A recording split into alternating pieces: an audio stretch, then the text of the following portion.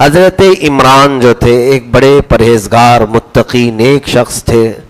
ان کی بیوی حضرت حنا، یہ دونوں بڑے پرہیزگار لوگ تھے.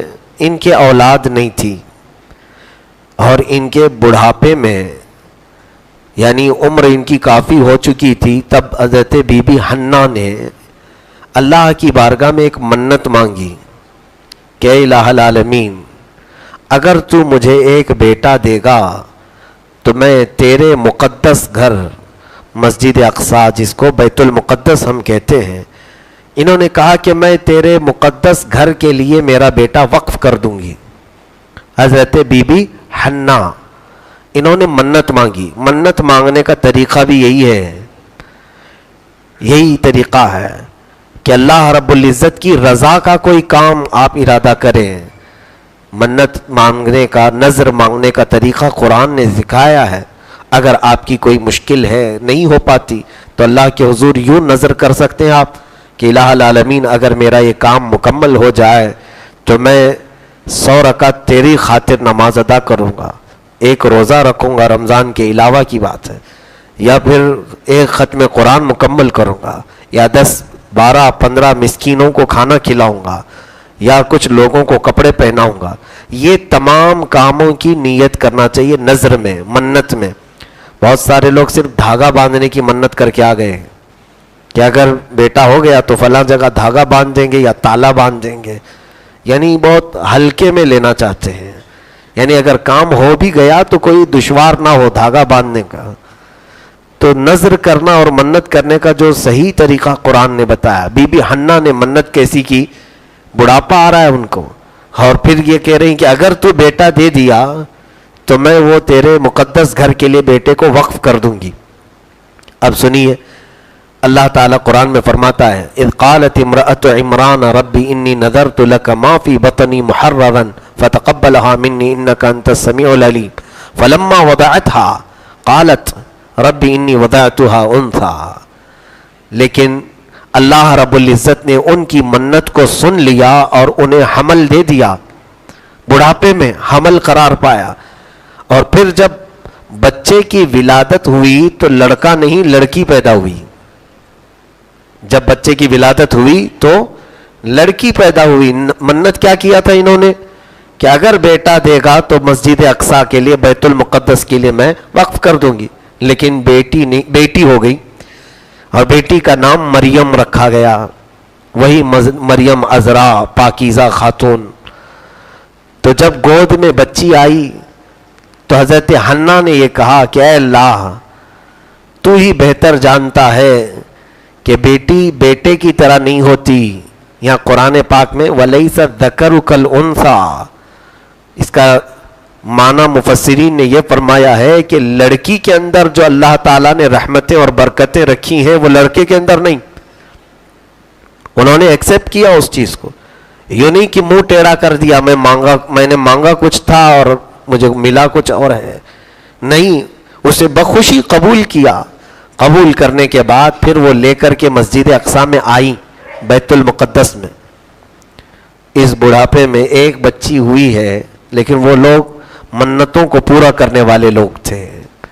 اپنے دل پر چاہے جس قدر بھی بوجھ والا معاملہ ہو، لیکن وہ اللہ کی رضا کے لیے قربانیاں دیتے تھے. بی بی حنا آئی مسجد اقصی میں، بیت المقدس میں. اس وقت مسجد اقصی میں بیت المقدس کے متولی امام حضرت زکریہ علیہ السلام تھے. وہ اللہ کے نبی ہیں. تو حضرت زکریہ علیہ السلام کے ہاتھ میں ایک چھوٹی سی بچی کو انہوں نے دیا، دودھ پیتی بچی کو. پوچھا انہوں نے یہ کیا ہے؟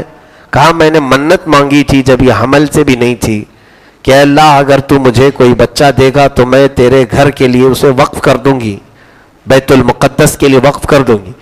میرے گھر بیٹا نہیں بیٹی ہوئی ہے اور میں وہ منت پوری کرنے کے لیے آپ کی بارگاہ میں بچی لائی ہوں. تو پہلے ایسے ہی ہوتا تھا. تو پھر حضرت زکریہ علیہ السلام نے ایڈاپٹ کر لیا، قبول کر لیا. بی بی مریم کو لے کر مسجد اقصی میں بیت المقدس میں ایک محراب الگ تھی، اس محراب میں ان کی پرورش کے لیے انہیں رکھ دیا. چھوٹی سی مریم کی پرورش کہاں ہو رہی ہے؟ مسجد اقصی کے اندر بیت المقدس میں آج بھی وہاں پر محراب مریم موجود ہے، آج بھی ہے. تو وہاں پر محراب کا تذکرہ بہت اہم ہے، اس کو توجہ سے سنیے گا. محراب کا جو ذکر آیا ہے، ایک محراب یہ جس میں ہم نماز پڑھاتے ہیں، ایسے مسجد اقصی میں کئی محرابیں ہیں، کئی محراب ہیں. ایک محراب جس کو محراب مریم کہتے ہیں، وہاں پر حضرت مریم کی پرورش ہو رہی تھی. اب کیسی پرورش ہو رہی ہے دیکھیں، کیسے پرورش. حضرت زکریا علیہ السلام کبھی کبھار اس محراب میں جا کر دیکھتے تھے کہ بچی کا کیا ہو رہا ہے، کیسے چل رہا ہے. تو جب وہاں جاتے تھے تو فرماتے، قرآن میں وہ الفاظ آئے ہیں، قال یا مریم انا لکی ھذا قالت. حضرت زکریا جب جاتے تو دیکھتے ان کے پاس ایسے ایسے پھل رکھے جاتے تھے جن پھلوں کا موسم بھی نہیں ہوتا تھا. وہ محراب میں پھل رکھے جاتے تھے. اور حضرت بی بی مریم چھوٹی سی جب وہ بولنے کے قابل ہوئیں اور چلنے پھرنے کے قابل ہوئیں تو پھل کھا کر کے گزارا کرتی تھی. بے موسم کے پھل انہیں ملتے تھے، جس پھل کا موسم نہیں ہوتا تھا وہ پھل وہاں رکھے جاتے تھے. حضرت زکریا علیہ السلام نے دیکھا اور پوچھا، اے مریم یہ سب کہاں سے آتا ہے تیرے پاس؟ انا لکی ھذا قالت هو من عند اللہ ان اللہ یرزق من یشاء بغیر حساب. پاک مریم نے کہا، اے زکریا علیہ السلام یہ سب اللہ کی طرف سے آتا ہے اور اللہ جسے چاہتا ہے بے حساب رزق دیتا ہے. اب در حقیقت یہاں دیکھا جائے تو ظاہری طور پر تو زکریا علیہ السلام پالنے کے لیے تھے، حقیقت میں تو مولا پال رہا ہے. رب تعالیٰ کے لیے جو نذر کر لیا گیا، جو منت کر لی گئی، میں نے پچھلی تفسیر میں بھی یہ کہا تھا کہ اللہ پر جب توکل کوئی کرتا ہے، یقین کرتا ہے، تو مولا پھر اس کی مکمل حفاظت بھی فرماتا ہے، مکمل حفاظت فرماتا ہے. حتیٰ کہ یہاں تک کہا گیا ہے کہ اگر رات میں سونے کے وقت بندے نے یہ کہا کہ مولا میں نے اپنی جان، اپنا مال، اپنا سب کچھ تیرے حوالے کر دیا، جیسی ہی زبان سے اس کے نکلتا ہے مولا رات کے وقت 2 فرشتوں کو اس کی نگرانی کے لیے اتارتا ہے. میرا بندہ میرے حوالے کر کے سو رہا ہے، جب تک وہ بیدار نہ ہو تم وہیں کھڑے رہو. فرشتوں کو حفاظت کے لیے اتار دیا جاتا ہے. جس نے بھی اپنے آپ کو مولا کے حوالے کیا، قرآن پاک میں ہے افوض امری الی اللہ ان اللہ بصیر بالعباد فوقاہ اللہ السیئات ما مکروا. جس نے یہ کہا مولا میں نے اپنے سارے معاملات تیرے حوالے کر دیا، تو اللہ تعالیٰ اسے ہر بری چیز سے محفوظ کر دیتا ہے. تو یہاں پر بی بی مریم کی ماں نے جو منت کی تھی کہ اللہ مجھے جو بھی بچہ دے گا میں تیرے راہ میں اسے وقف کروں گی، وقف کر دیا. وہ اپنے گھر بیٹھی ہوں گی، لیکن بی بی مریم کی پرورش اللہ تعالیٰ غیب سے ان کے محراب میں پھل پہنچاتا ہے اور ان کی پرورش فرما رہا ہے. اب سنیے، آپ کو حیرت ہوگی کہ نہیں ہوگی، جب کسی چھوٹی سی بچی کی غیب سے پرورش ہو رہی ہے تو مقام تو اندازہ ہو ہی جائے گا، یہ کوئی پہنچی ہوئی شخصیت ہے، یہ کوئی کمال کی بچی ہے. تو زکریا علیہ السلام جو مسجد اقصی بیت المقدس کے امام بھی تھے، وہ نبی تھے بنی اسرائیل کے اس وقت، اب ان کی بھی خود اولاد نہیں تھی. حضرت زکریا علیہ السلام کی عمر، ان کی بھی عمر تقریباً 80 سال کے اوپر ہو چکی تھی، الگ الگ روایات ہیں. تو ان کی بھی عمر بڑھاپے کو آئی اور ان کی بھی کوئی بچے نہیں تھے، برسوں سے کبھی اولاد گھر میں نہیں ہوئی. تو آج ایک بچی کو پالتے ہوئے آپ کے اندر ایک جو شفقت پدری ہوتی ہے، باپ ہونے کی جو آس اور تمنا ہوتی ہے، وہ جاگ گئی. حضرت بی بی مریم کو دیکھا، اللہ اس کی کیسی پرورش کر رہا ہے. تو اب آگے کی آیت سنیے، اللہ تعالیٰ فرماتا ہے ہنالک دعا زکریا ربہ قال رب ہب لی من لدنک ذریۃ طیبۃ انک سمیع الدعاء. دعا کرتے ہیں. حضرت زکریا علیہ السلام اس محراب میں آئے. کون سے محراب میں؟ جہاں بی بی مریم کی پرورش ہو رہی تھی. محراب مریم کا ذکر میں نے پہلے کیا، وہ الگ محراب ہے اور نماز پڑھنے والی محراب الگ ہے.